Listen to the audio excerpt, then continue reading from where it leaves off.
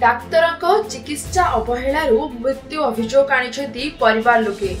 Doctor चिकित्सा अवहेलू प्रसूति मृत्यु अभियोग। बालेश्वर जिला जलेश्वर जीके भट्टर हॉस्पिटल रे मृत महिला शव रखी परिवार लोक धारणा। सूचना अनुसार जलेश्वर थाना इकड़ा ग्रामर झुनु नायक गत काली राति प्रसव जंत्रणा हेबारु परिवार लोके जलेश्वर जीके भट्टर गोष्ठी स्वास्थ्य केन्द्र को आनिथिले। मात्र डाक्तरखानार डाक्तर दिलीप कुमार पात्र अस्त्रोपचार करबा पई कहिथिले। तेबे अस्त्रोपचार करबा परे पिला जन्म होइथिला। मात्र पिला जन्म परे महिला स्वास्थ्य अवस्था गुरुतर होइथिबारु महिला को बालेश्वर मुख्य चिकित्सालय को स्थानांतरित करथिले। मात्र सेठारे ताकर मृत्यु होइथिला। तेबे अस्त्रोपचारर त्रुटि होइथिबा परिवार लोके अभियोग करछथि।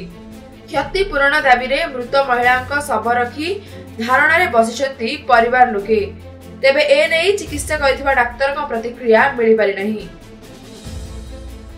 खबर पाई जलेश्वर पुलिस घटनास्थल रे पहुंची ए घटनार तदंत करुछि। झीर माँ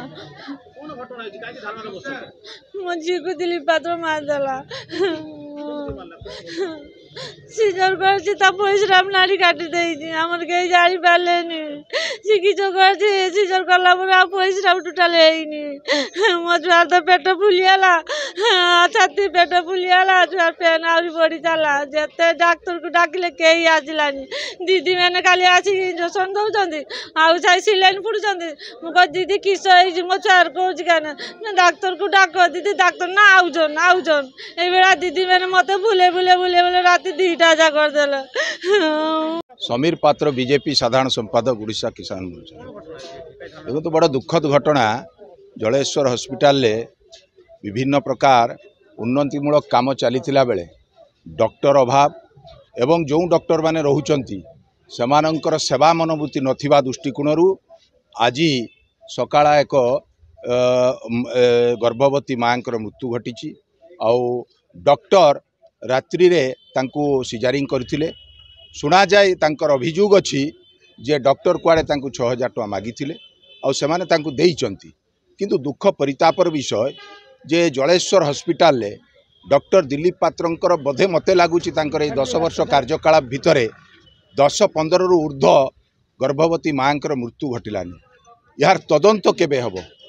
रोगी सेवा नाम रे जो भली भाव रे लोकंको मृत्युमुख को पेली दिया जाउची राज्य सरकार एवं उस्मा जो डाक्तर मानकर जो संघ अच्छी मोर विनम्रता अच्छी एभली डाक्तर प्रति कठोर मनोभाव पोषण करा जाऊ आउ यांक विरुद्ध रे तदंत करा जाऊ। जदि सेमाने संपूर्ण भाव रे एथिरे दोषी साब्यस्त अछंती तांको आजीवन कारावास करा जाऊ देले जाई कि साधारण लोक एथिरे न्याय पाई पारिबे। एटा मोर आज उस्मा को एवं राज्य सरकार को निवेदन माध्यम रे आउ गभीर सुख प्रकाश करुची। एभली जड़े कोमलमती गर्भवती मार मृत्यु आम समस्त को मर्माहत कर बड़ा दुखद विषय। गीता नायक धारणा बस आम बो को मार दे दिलीप पात्र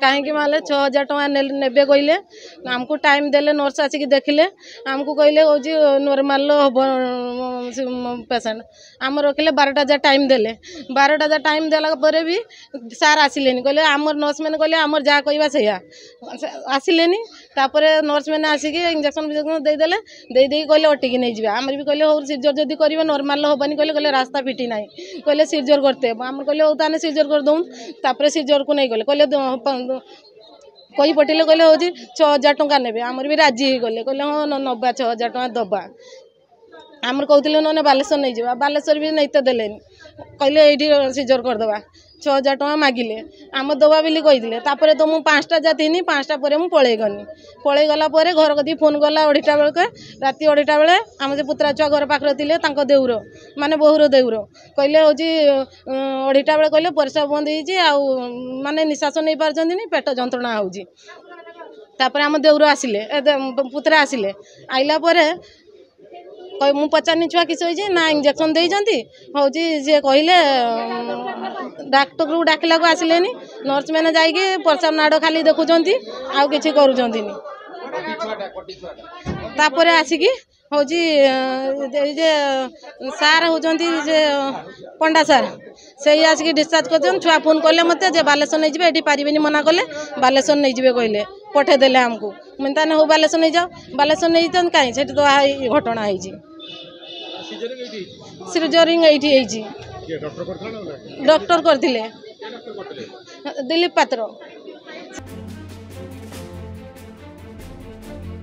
बालियापाड़ू चंदन जेना रिपोर्ट सनस्टार टीवी।